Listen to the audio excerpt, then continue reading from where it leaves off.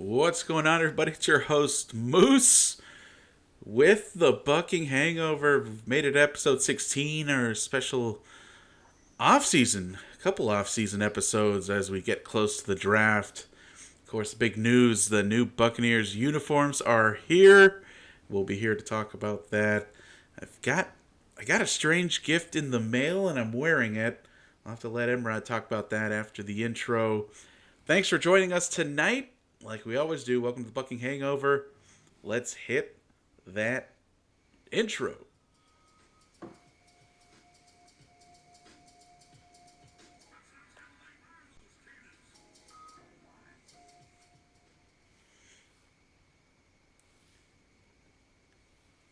Hope you're having a great night. Welcome once again to the Buc'ing Hangover. I'm your host, the Sports Moose, joined as always by our favorite co-host. There he is. It's MRod. Favorite, and I hope the only. So far, the only. On me. I know I was gone for about a month, but glad to see that you were faithful. It was some lonely nights talking about the Vipers all by myself. It's really sad that the XFL's gone. So right now, it kind of looks like weird confessionals now. Me talking to myself about the Vipers without you there. How do you feel about that, by the way, before we jump into it? As a XFL founder, never got to see your team in person? I'm an original founding member of the season ticket club. I bought the season tickets. Game one, that was here in Tampa. I couldn't go. Forgot what the circumstance was. But the second week, I was actually in the moving process, so couldn't really go there. Couldn't really drop everything and go. And then the next game that was in town was Game 3. I was really excited for that one. Moose was actually coming in town for that game. Everyone was going together, yeah, and it was going to be a good crowd. We were a tailgate, the whole 9 yards. And they canceled the game, 2 days before.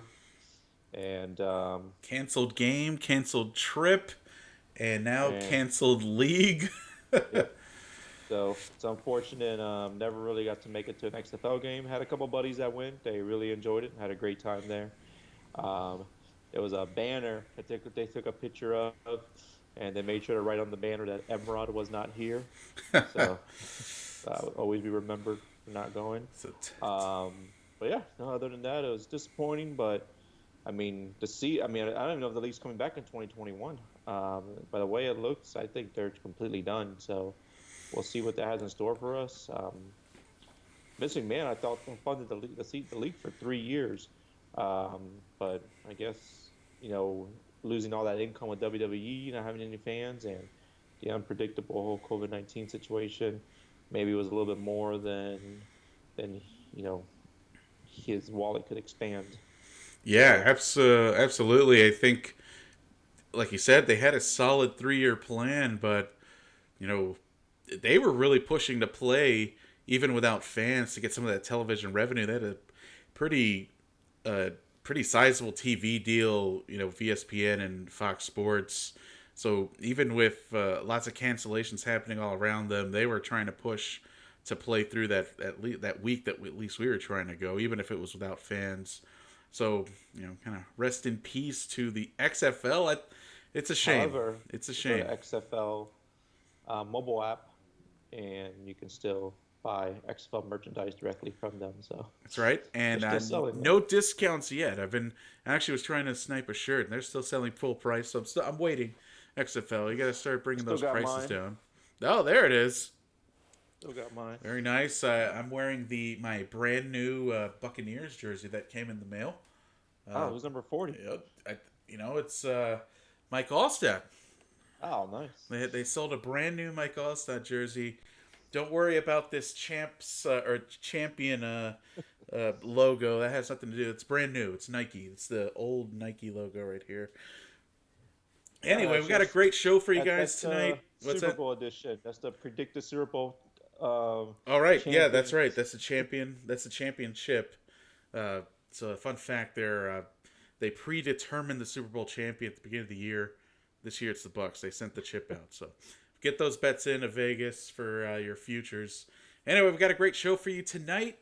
Gonna go a little bit off topic. Start off with how our quarantine lives have been going.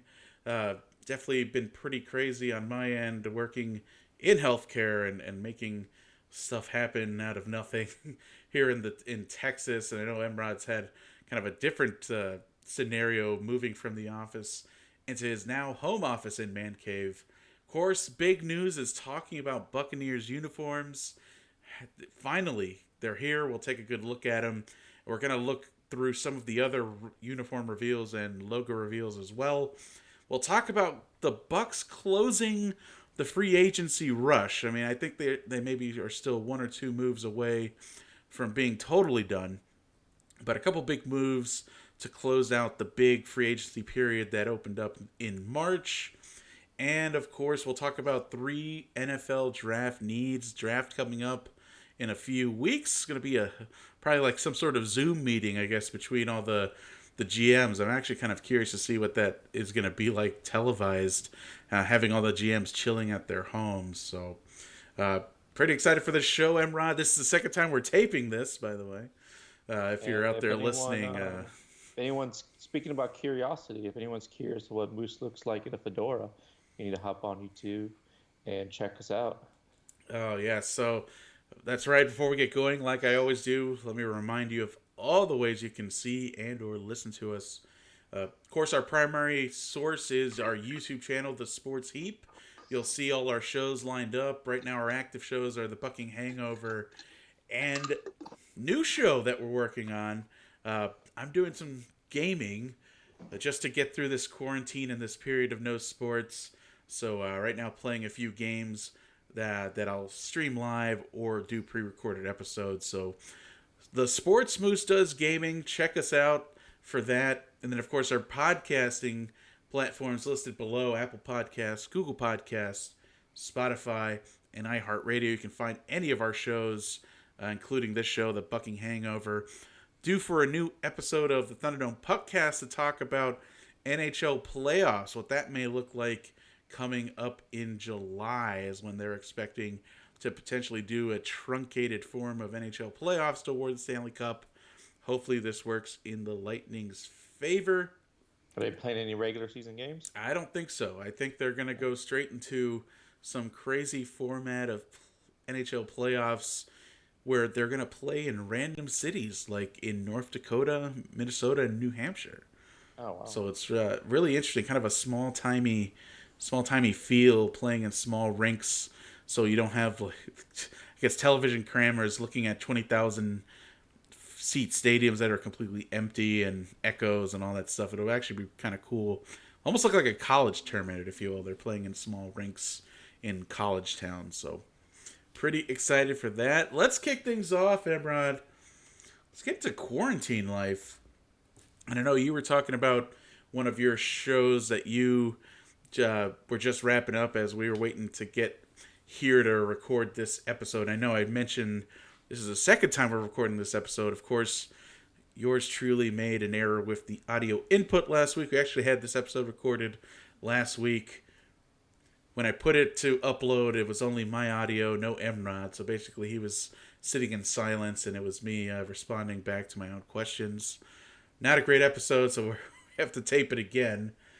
Some people might have liked that. Yeah, I guess they might have liked just listening to me and in awkward silences while I stared at you. Yeah, I guess that could have worked. I think Anyway, Chaz would have liked. yeah, I bet one of our listeners, one of our buddies, probably would have really liked that perspective. He seems to hate all your takes for some reason. I'm not sure why. He's biased that way. Anyway, start with what I've been up to for quarantine life. Of course, I've unfortunately been classified as an essential worker, so I get to go to work every day. But for my downtime, of course, with Sports Moose does gaming, I also do watch a few shows. And I know you recently just finished up Love is Blind, and I was did. just absolutely... I didn't even know what to... Like, I enjoyed it, but then it was, at the same time, just kind of a weird show to watch. I didn't really know who to root for. I mean, I think the big conversation piece, though, is that the train wreck of a relationship between Mark and Jessica was one of my favorite things to watch as that unfolded. Who was your favorite couple, I guess?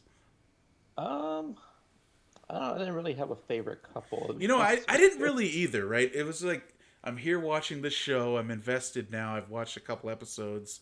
I guess I'm going to ride this out and kind of cringe at moments where I need a cringe. I kind of like Cameron and Lauren.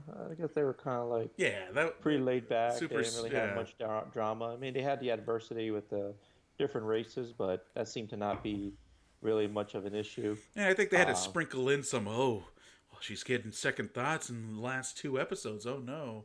It's like, come on. We both knew that from episode one, these two, that was a couple you could put in the bank that was going to get married. And then, and like, they tried to manufacture. That bothered me. It's like, oh, I don't know if she's sure now. and then your boy Carlton that you liked, him and Diamond, that one is. Well, definitely not a nothing against Carlton, but man, he came in super hot with the flowery shirts, the suit jacket. I mean, I was like, no, this guy's coming in strong.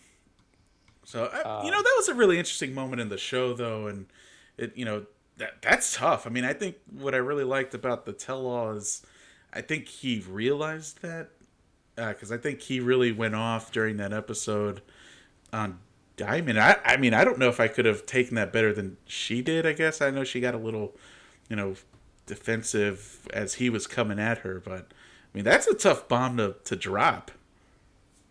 yeah, given your the phase that the relationship is actually in, and just dropping it right there. I mean, I think it's also kind of like the way he did it too.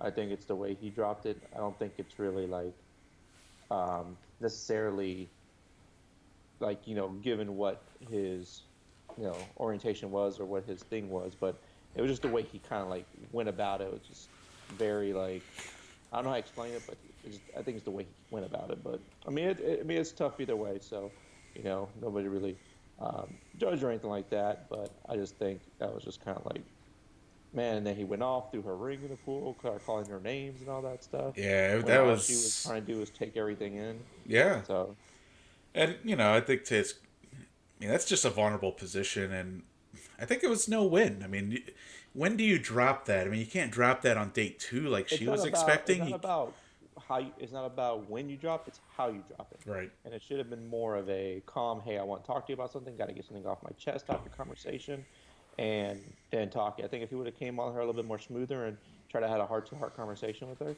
both of them would have taken it a little bit easier. So that's just my thought. So overall, great show. I enjoyed it. I look forward to 2021. Kind of don't really understand what was Nick Lachey and his wife's role. They just kind of Just the showed up. host. They just kind of showed up every couple episodes, like, "Hey, we're here." Yeah, just they were just the host and the whole Nick and not Nick, but what's his name? What's his name? Jessica and what was the Jessica other and guy? Mark.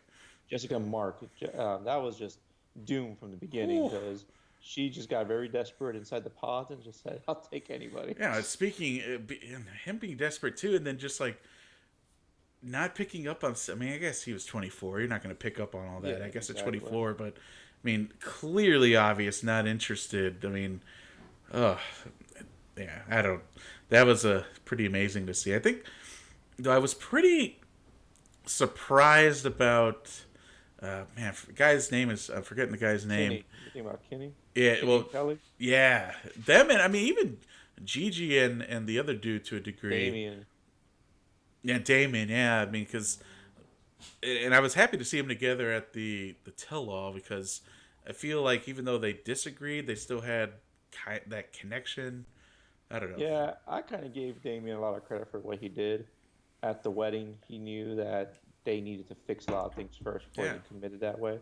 So he didn't do it out of desperation. I think he kind of just, I think he did the right thing. So to do what he did actually, took a lot of like guts and balls there. So I give him props for that and for being honest with himself too and being honest with her and not just jumping into it with all of the uncertainties and questions and right. stuff he had. So I Absolutely.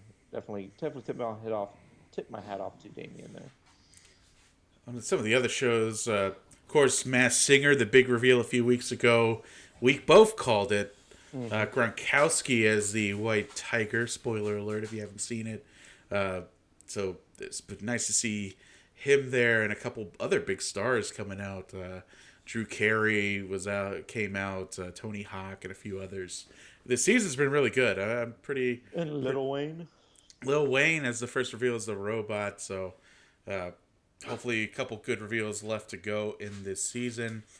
One of the shows I really liked and was disappointed in the ending was Man in the High Castle. It really started off really strongly, went into a very interesting direction, and then ultimately the ending was just a bit disappointing for me. But I know one show that we do watch together, Saul Goodman in Better Call Saul, absolute fire. This past episode yesterday, potentially one of the best ever directed or written by Vince Gilligan. Absolutely amazing. I can't wait for the finale on this next Monday. Have you seen Yeah, it yet? not this yesterday's episode. That's actually what I'm going to watch next after Oh this my show wraps gosh. up. Let me tell you, it is. Don't want to ruin it for you. It is so great, and just Kim. I think Kim is my favorite character because she just comes out of nowhere, and you just know there's going to be a tragic ending somewhere because there's no mention of her in Breaking Bad at all, and you just know something has to happen for her to disappear, and you know I'm just wondering what it's going to be. Yeah, no, for sure. And these writers are very clever, so they're going to pull something very good, very clever, and I'm looking forward to that. But yep, I will watch that episode as soon as we get off this recording for sure. And of course, let's throw it over your way. What have been your guilty pleasures during quarantine life? I know you've gotten to enjoy some family time, moving the office from the office to now your home office slash man cave. Tell us what you've been up to. Yeah, just my job went ahead and sent everybody work from home, um, and I mean, a lot of people love it. I used to like it before I had a 3-year-old, which I enjoyed working at home. But now having a 3-year-old, he needs his daddy, or like he says every hour on the hour, I need my daddy. Bangs on my door and throws a fit unless I come out, and so it makes it very challenging. But I'm very fortunate to still be able to work and have a job. So very thankful for that. But as soon as we're allowed to go back in the office, I will be the first one in there. And shows I've been watching here, I mean, as we know from the Vipers episodes that I was not very present in because I was in the moving process. Lived with my parents for a few weeks, did some renovations in the new place. Those are about 85% done. Put a little bit of hold on it due to the pandemic. Um, However, but shows I've been watching today, I actually almost done with a show called The Stranger, which is pretty good, very suspenseful. There on Netflix. Ozark, one of my favorite shows there. We're in season 3. Finished up that one a couple days ago. Very good ending. Definitely open up for season 4. A show that has generated a lot of memes and a lot of social media buzz is Tiger King. I was able to watch that one there. I still Um, haven't seen it. We just didn't get a chance to see it this past weekend. I think next weekend is the weekend we knock that one out. I would actually want to watch Moose watching Tiger King. I would want to sit there and just watch him watch it. Not really Oh watch my Tiger King, but gosh. watch him watch it because I feel like Moose is going to have a lot of very very Moose-like reactions, and he's going to be like freaking out about all the stuff that goes on in that show. Well, Because you know me. Anything that has Tampa in it, I'm pretty excited to be able to connect to my hometown. So, uh, I would take the hometowns, take locations all out of the equation. Just watching these people and what these people do, I think will get you going. well, I mean, we got your picture up there. Pretty. If that's what that guy wears all the time, I'm pretty excited to see that. I I wished I was kind of like the worst of what you'll see is that picture of that guy. It's crazy. I see why there's so many memes and so many things. And believe it or not, Moose, that guy right there in that picture, actually ran for governor of Oklahoma and tried to run for president of the United States as well. Wow. So so that'll just give you a little sneak tidbit there on what you got coming. All right, so I'll have to report back when I finally see Tiger King. Maybe on our next episode, we can have a Tiger King debrief. on that. So let's move over for what you're here for. Oh, and don't forget, going back to shows, another Yeah. show you and I watch is This Is Us. Oh, Definitely. that's right. I forgot to get that picture on there. Great ending. Great season finale. I think. I mean, that's another show where the writers are just really skilled at throwing us some red herrings here and there, where you start going down the wrong, they on purpose send you down the wrong track, and then oh, surprise, here's a surprise for you. So, uh, I really like the final episode of this season of This Is Us as well.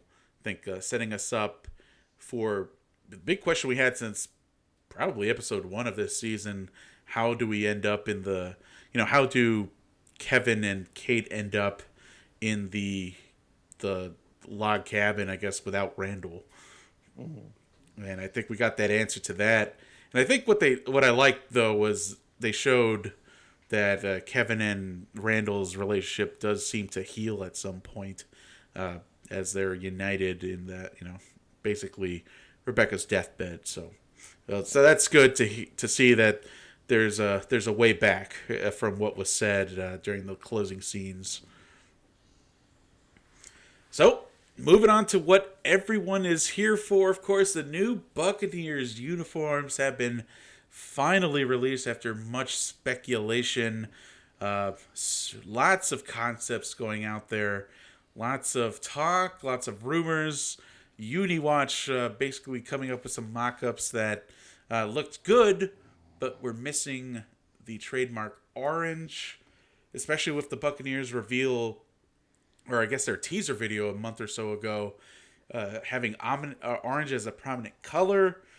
It was really confusing to hear rumors that orange may not have been featured at all. But Don't thankfully, remind me. the jerseys are here. And let's get them on the big screen. Here they are, MRod. What are your Uh, thoughts? like, like I have a Dale Rivas jersey from 2014, so I have no need to purchase any jersey. So I think, I mean, they're not bad. They're not bad jerseys. I mean, we liked the red jerseys when they were around, the Super Bowl era when we were in middle school and the Bucks released new jerseys. We are like, oh man, these are amazing. We loved them. I think the jerseys. I'm not too fond of the pewter. I don't know what it is about the pewter I don't like. I don't know if it's maybe the numbers. I'm not sure what I don't like about the pewter. Not too fond of it. But it's just nothing exciting. Let's put it that way. There's nothing to be excited about. There's nothing new. Nothing where you're like, hey, I got to go out and buy my jersey, new jersey. I mean, it's just one of those things where I think the Buccaneers missed their mark because I talked to my sister about it. Who's not like a huge sports fan, but she dabbles in sports, goes to sporting events, stuff like that. And her reaction was, they look like all the Mike Allstott jerseys you see out there. And I'm like, yeah, you're right, because they pretty much are for the most part. And I take Um, that personally offensive. yeah, I don't because know the if she jerseys said you're that on wearing right now. purpose. What's wrong with the Mike Allstott jerseys? Yeah, because when she goes to Bucks game, everyone's rocking like the Mike Allstott jerseys, and she's like, "It looks like a Mike Allstott jersey." I'm like, "No, it's just what they tried to go back to, which I understand going back to glory, but really, what's back to glory mean? We won a Super Bowl 1 year. It's not like we have this rich history, like we won many Super Bowls in that jersey. We're not the 49ers of what the 80s, the Dallas Cowboys of the 90s, the Patriots of this era. We just weren't that team where we had a string of history, franchise players and stuff. Really going back to glory means we're going I back to one would Super see, Bowl we won. but I think I would disagree with you right there because I think you said the key word. We actually did have a string of franchise players. I mean, we potentially have Yeah, five Hall of Famers that yeah, we you're got right. to see. On a defensive side, you're 100% right about that. And all respect to Sapp, Well, I mean, Brooks, without the Lynch. changes in offensive philosophy, if football was still a run first league, I mean, you could argue Mike Allstott was one of the best fullbacks to ever play. Oh, 100%, But with absolutely. the changes to West Coast style and spread and the decline of the fullback, he's kind of been forgotten. But I mean, you see some of his highlight videos. I mean, those I was watching some last week, and those still give you chills. I mean, knowing that Oh yeah, you were there for some of those games and you remember those runs. I mean, I'll never forget the one against the Cleveland Browns where he carried half the team and bounced off like three different defenders just to Oh gain yeah, 20 for yards. sure. Like the most electrifying moments in football sometimes when we were watching the Bucs was watching a Mike Allstott 3 yard run where he had to run like 50 yards bouncing off a million people. Yeah, no, Mike Osborne was phenomenal, and no disrespect to him. I guess what I meant was franchise quarterbacks. What I meant, I'm thinking about like the eras, like the '70s with Terry Bradshaw, the '80s with Joe Montana, '90s with Troy Aikman and the Cowboys, Brady. The era with the Patriots. That's kind of like what was for the Peyton Manning eras. Right. Um, and it's a rich history. You But the really don't have like a rich Buccaneer history. Is but what I'm trying to our say. histories was defense, and I don't think the Bucks, other than arguably only with Jameis Winston having a prolific offense. I mean, it's even you go back to the '79 Buccaneers. That was a defensive team. Yeah, Any history of success the Bucks had in almost their 50 years has been because of defense, and I think we're there again where the focus this year is, of course, Tom Brady in the bag. That's great, right? But had we had to stick with Jameis again, it was going to fall on the defense again to get us anywhere near absolutely. the playoffs. And So, a lot of credit to Todd Bowles. I mean, when we first signed him, I was probably the most excited guy out there. I was a huge Todd Bowles fan, and he's definitely, I mean, he's only been there for 1 year, so we'll see. Hopefully, he keeps his defense going. But going back to the jerseys thing, they tease with the orange, and I'm not saying I wanted the old jerseys. I just wanted new jerseys, but I wanted creamsicle to be featured in the jerseys in there. But they weren't, so I was very disappointed in the lack of creamsicle colors. Um, and this is just nothing different. So I just feel like the Buccaneers may have missed the mark here a little bit because there are so many of those Buccaneers jerseys. I mean, not the pewter one, but the red and the white out there that people own. I mean, at my company, sometimes we're allowed to wear jerseys to work on football weeks, and I see a lot of those white and those red Buccaneers jerseys. So, I mean, what really incentive are people going to say, "Oh, I need to go buy a new jersey"? So I feel like there might struggle from jersey sales there. I mean, so I see your point there, and I get it. So I want to just go on the record. I am 100% huge fan of the New Jerseys. Love them absolutely 100%. And I can see where you're coming from with, oh, well, now they're not going to have any New Jerseys. The only thing I have to say about that is two words, and those two words are Tom Brady. That's all I have to say because No, and I that completely agree jersey's with the already Tom Brady. is already selling hugely, and not even in the Tampa Bay area. You have all his super fans in New England literally buying Buccaneer Tom Brady jerseys. And second Mhm. of all, who cares about the jerseys we sell if we're actually selling out games to Buccaneers fans, which I think Yeah, is the big. I think that's the trade off here. Is I think there's going to be enough fans that. I mean, I'm ordering two jerseys. I'm buying a red Tom Brady, and finally when they release it, probably like a pewter Levante David or Devin White or something like that.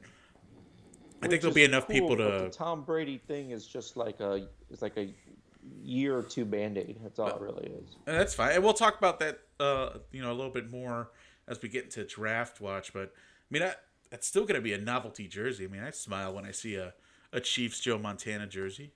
But what really got me pumped today was I was watching, Dan Patrick show a little bit here and there, and Dan Patrick, his man cave has a mural of like all of these sports moments, the greatest sports moment that never happened. So he has like LeBron James, and I think it was like covering Michael Jordan or something like that. He has like Jackie Robinson and Babe Ruth like sitting on a dugout together having a conversation. He has like Lawrence Taylor about to sack Tom Brady as Tom Brady's throwing a pass. So it's like really freaking cool. Like all these greatest sports moments that never happened is his theme. So he's actually turned his Tom Brady jersey. He's having somebody in their studio painting it this week to turn his Patriots jersey into a Buccaneers creamsicle jersey. So I was pretty pumped about that. Oh, that. However, that's something that may come to fruition next year. Hopefully, they change the helmet rules and we're able to have the Bucko Bruce helmets. If you're joining us on YouTube, of course, you're able to see the actual jerseys in our video. If you're listening to us on the podcast, highly suggest you check us out on YouTube at The Sports Heap so you can see exactly what we're talking about. Right now we have Levante David fashioning off the red and pewter jersey. Absolutely classic look. I like the change they made to the white jersey. Instead of the red last names, they're going with a black last name on the back of the jersey. I think that was a really sharp change there. And I absolutely love the pewter jersey. I can't wait to get my hands on one of those for the color rush, pewter on pewter, kind of going with the red and white and pewter. No orange on that one. Only orange now is just the outlines of the numbers, again, like they had in the Super Bowl era jersey. So I am a huge fan. I can't wait to get those in person. And I'm sure. I think you bored your dog. I can hear her sleeping. I know she's growling. I think she wants to go outside. It's about time for her to do her business. So speaking of not so great moves, so I know you'll give the Bucs maybe back to the jersey before we move on is what does give me the thing I do like is if they do change that rule, like Moose was saying, where we can get the Bucko Bruce helmet, is maybe we can have this jersey in a pewter color. I think that would look really sharp. So there's hope for that. Yeah, absolutely. Speaking of, what would you give it? Like a C plus, maybe B minus at Not best? Not pewter. I meant creamsicle. Creamsicle, yeah. Imagine like an all creamsicle color rush. I think that would be badass. I don't know if I'd like that. Too much creamsicle. You gotta have the white pants. Gotta have the white pants to offset that tropical creamsicle. So but the jerseys, do I like them? Yes, I do like the Bucs jerseys. But am I excited about it? No, because they're nothing new. Let's put it that way. Fair enough. Well, we'll leave it at that. So overall, the Bucs get from you. They get a From me, they get 2 thumbs up. But I think something we can agree on. Some of the news for jerseys and logos. Let's get this next one up here, MRod. Let's get your immediate reaction to what you see in front of you right here. Like, what is that? Like, why? Like, why? Like, who submitted that LA logo right there? And someone said, "Oh man, this looks freaking awesome, man." And then they voted, and everyone says, "Yes, this is awesome. This is what we want. Go ahead and put it out there. This is the new LA Rams logo, and we're gonna roll with it." Like, I want to know who those people are, because those might be the same people who thought that Jamarcus Russell was going to be a great number 1 overall pick, and might have been the same people who thought Greg Schiano was the guy we need to hire as Buccaneers head coach. Those are the people who thought that they need to take whatever his name was over Michael Jordan in the draft. So, or the same people that took Mitch Trubisky 9 picks ahead of Patrick Mahomes and Deshaun Watson. So that's what I want. I just want to meet those people, have a conversation with them, because I feel like they're going to make us feel a lot smarter, a lot more confident. These people basically had their job done for them. Just use the classic logo and jerseys. That's it. Like, that's all you had to do. Maybe a little update, like change the color a little bit. But why are we having an A having, like, basically growing a toenail, like, around itself? I don't understand this. Like, there was actually a graphic artist that destroyed this, saying that the angles aren't lined up. Like, it's very amateur work. Like, they probably got someone from San Angelo State who submitted it and just used his school's logo and changed it around, because it looked exactly like that. And I remember, I mean, when the leak came out of the draft head, and for me, it's hilarious, right? Every team is like, "Oh, a leak? Oh no, that's not it. It doesn't look like that at all." And like, if you were to show me just the LA and you said, "Hey, what do you think about this team for LA?" I'm going to say, "Oh, Arena Football's back." That would have been my first thought. Or maybe not a second XFL team. Yeah, not an NFL professional team will be rocking this. And then the Ram, I don't even like the Ram either. The little... Yeah, that's probably the best part, and then it's not great either. It's like they try to be terrible. Too minimalistic. Like, they literally had a sweet throwback Rams logo. Like, they could have gone with the old Ram head. Even the one before St. Louis. It's an absolute mess. I think they got the colors right at least, and we'll see what the jerseys look like. But uh, this logo, definitely a D minus. Absolutely, D and I mean, minus. and like you and I always talked about the just go with the blue and white. The blue and white was an awesome look. Yeah. The yellow and blue was a great look. I just I just saw no need to change with the Rams, which I thought was one of the better jerseys in the NFL and better logos. And I didn't see no need to really change it. And now for our NFC South competitors. Are you ready for this, MRod? They're the full array. Welcome to the ATL, is what Atlanta is saying with At these all new, times, they very want to make bold, they futuristic Falcons jerseys. they want you to know who you are playing and where they are from at all times. They're from the ATL. These are just, I like the helmets. I like the matte black helmets. So the helmets are nice, but other than that, I'm really not digging the uniform. I mean, you ask me what I see here, and I see the longest yard. Um, right, this is a Paul Crew jersey Got Mean here. Machine. The Mean Machine is here.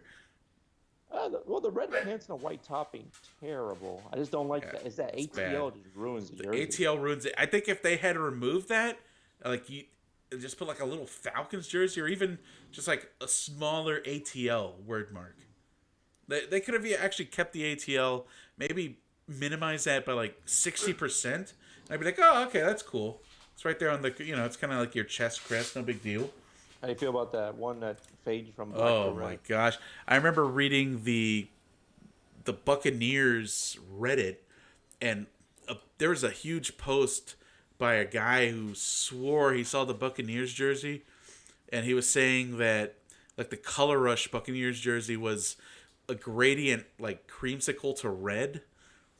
So like everyone was ripping them, and thankfully it didn't end up looking like that. But kind of makes me think that it seems like Nike has a few of these designs. Like what were they thinking? Like I just why when you start jersey development, like I just don't understand how this was a good idea. I don't understand how the alarm clock Buccaneers jersey, like who approved all these things? Yeah, I think nobody approves that. I just think whatever Nike throws out there, they roll with it. I just don't like. I don't know. I'm thinking about it like how I would do this, and I would probably make like 3 or 4 jerseys. I would probably leak them out a little bit, allow Well, that's fans and exactly what people. happened with Atlanta because Atlanta was slated to release today because they're like, oh, here the Bucks released on 4/7. They're like, oh, coming 4/14, and then that leak happened. So then Atlanta's like, oh, okay, and then they just like released them randomly the next day because of the leak. No, I understand that. But what I'm saying, what I would do is I would leak out like a concept I have, see what the feedback is on that one. If everyone doesn't like it, I would leak out another concept, see what people say about that one, and then whichever one gets like all the, people pumped and love it, that's the one I'll bring back, redefine, and launch it out that way. Get some feedback from the fans because ultimately that's who's going to be buying the jerseys. That's the ones who's going to be coming to the games. Those are the ones who will be buying the logo. Um, and honestly, I've not heard one person say about the Rams how much they liked it. So they just need to definitely. I feel personally, as a league, as a city, as a team, I feel like the city needs to be involved. So all your fans need to be involved in the make of the New Jersey. Absolutely, and like you said, I think I agree with you that I think the flat black looks pretty sharp. That's the best part of the jersey, and that and the throwback, 1990s Jamal Anderson style jersey. That's it. Everything Or else, or maybe the Deion all Sanders. white. I mean, Now I do like the throwback one at the end without the ATL. yeah, See how much of a difference it makes. amazing. 'Cause, I mean, you take the ATL off the number 20 here on the left, and you pretty much have almost the same jersey, which looks pretty sharp. So, those are the Falcons with a little bit of a fail there. Next on the list, coming out yesterday, Colts making some subtle changes, changing the numbering to look a little bit old schooly, and then introducing a new secondary logo. I actually liked it. I thought it was pretty creative with the state of Indiana as the gap between the C. Um, it's okay, kind of cheesy in my opinion. I was looking online, a lot of like Indiana high schools already kind of like use logos like that. Right. So it's kind of like a rip off of those. So it's kind of nothing very. I mean, it looks unique to us, but if you, I guess, in the state of Indiana, it looks just kind of like what everybody does there with the letter C's and everything like that. So nothing really unique there. I like the historic logo. Kind of wish they would incorporate more something similar to that than the C there. But I mean, it's just minor touches. They just change the numbers a little bit. Nothing too big, and it's a secondary logo, so no major changes there. Yeah, we shouldn't see it too much, but I kind of liked what they did there. Next on the list, I think kind of the rumor mill has been going crazy of what the Browns jerseys are going to look like. I'm kind of anticipating the And Browns this is jersey. what UniWatch came up with. And again, this is there were, of course, the Browns did some photos with like exposure lens on it or whatever, and some very smart photographers were able to get those digital images and essentially remove like the lens flare on it, and were able to kind of look at what the jerseys look like. And right now, this is what they're saying they look like. Of course, the bottom jersey inspired by the I guess still current Color Rush jersey minus the orange striping. Kind of a simple look, just like orange shirts and pants. No more Or Cleveland down the pants. yeah, sadly no Browns on there. Then finally bringing back the five rings or the five stripes, sharp. Basically just their traditional jerseys with white pants, brown tops, and looks like they got the brown pants for their bottoms there to go with the white. I assume they'd go white on white, which is a traditional look from the '80s for the Browns. Yeah, I don't mind them. I kind of like them. Very simple, very traditional. Don't mind these at all if this is what they're releasing. So we'll look to see what that. And then the last, there's two more teams. Of course, the rumors for the Chargers are they could be potentially bringing back the yellow or gold pants, which I think would be a cool look. And then not much has been said about the Patriots. The Patriots are due to get a jersey revamp this year too. No leaks, no information. The only thing we've even seen is Julian Edelman kind of jokingly taking a picture with the old school like Curtis Martin, Drew Bledsoe jerseys with the Elvis Patriot on the shoulders. So maybe we'll see a return to that, or maybe that'll be kind of a throwback jersey. I don't know, but not much news coming from the Patriots camp on what jerseys we can expect to see them in 2020. All right, Emron, let's close out the show. Let's talk about the Bucs' final few free agency moves. The big news, of course, the signing of Ndamukong Suh, ensuring that we're bringing back almost the full front seven. Yeah, no, exciting news. When the Bucks signed Sue, I know the show prior we were talking about who do we need, Perriman or Sue, and I said definitely Sue, most underrated player on the defensive line. I credit him to at least 10 of Shaq Barrett's sacks. Yeah, he didn't get up. He wasn't a sack machine. He wasn't someone who you hear in the highlight reel or hear his name called a lot, but he's the reason why we had so much success on that end of the field. So I believe that was a huge signing for us at 1 year, $8 million. Same price that Perriman got from the Jets, which I think is a potential overpayment. Yeah, no, no doubt. But yeah, no, super excited about Sue. That was the one guy we needed to complete. We got him. The Blaine Gabbert signing, don't really know much or can say much about that one, especially since we didn't see him play at all last year. I know last time he played in the Bruce Arians system there in the Cardinals, he had a decent amount of success backing up Carson Palmer. He did okay. So I guess we have Tom Brady.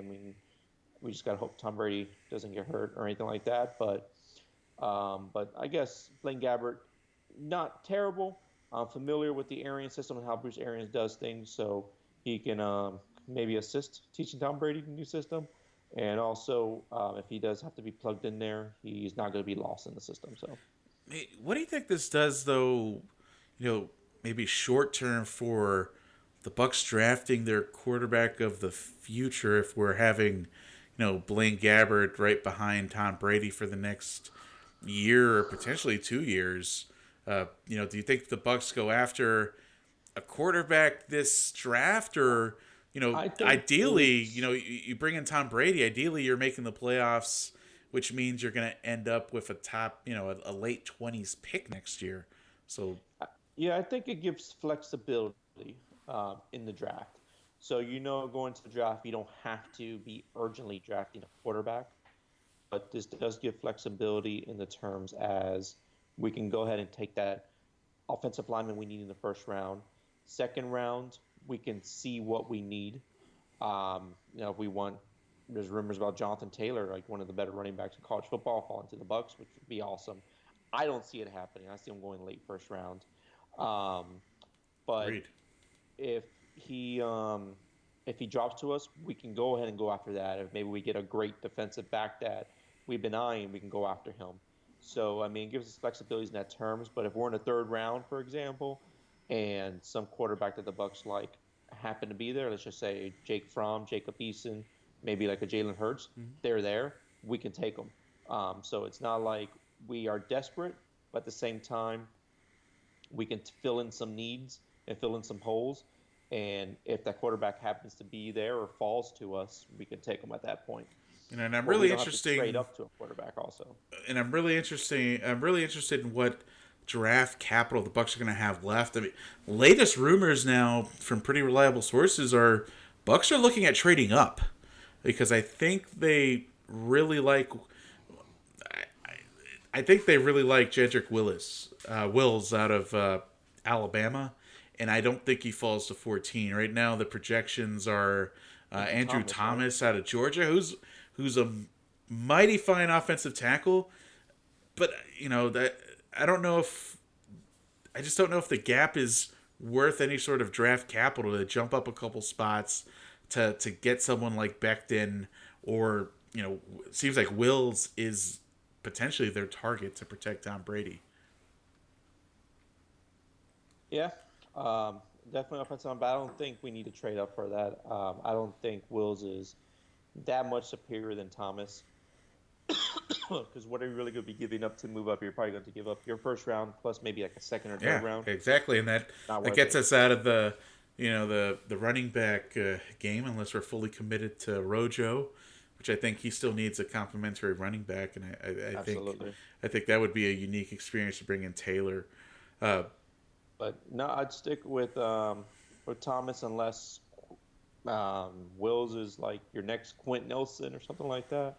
But if not, I'd stick with I wouldn't trade up. Keep as much as we can get. Try to build the best, most complete team around Brady for the next 2 years. Trying to get that Super Bowl. and as we close our show, uh, draft needs for the Bucs. I think we're about 2 weeks away now from the big Zoom meeting for all 32 NFL GMs. I think the big three draft needs for the Bucs. I mean, I think we've touched on it. It's has to be offensive tackle, has to be running back depth, and we I think we're another solid defensive back away For sure. from having a pretty unstoppable defense. For sure. Those are top three needs right there. Absolutely. So use those three for your first 3 rounds, and then number four, see what quarterbacks we have out there. Yeah, maybe See get who lucky, falls. get a round 6, round 7, or like Tom Brady. Yeah. Even a kind of a guy I haven't heard much name is maybe like a little Jalen Hurts. You know, what I'm saying a little flexibility. I got to play a lot of years in college, and usually showed a lot of success when he did play. So we can get somebody like him, maybe in the fifth round, fourth round. I know the Bucks are interested in James Morgan, or Right, James Morgan, his name, right? The guy from FIU. I believe so. He's a sleeper. So he's another guy down there who can probably fall in the fourth or fifth. So, but yeah, those three are the three immediate needs because I don't want to overdraft a quarterback because it's not someone who's going to help us in the next 2 years. Right, and with Tom Brady hopefully playing 2 years, uh, not much time to sit behind the great one. But I think it'd be prudent to get someone behind him if it's the right person.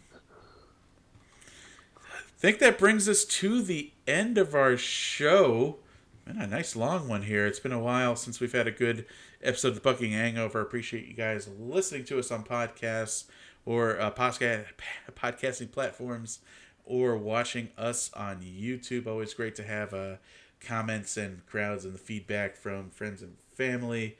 So I think that's it for us, Emrod. Anything else on your end?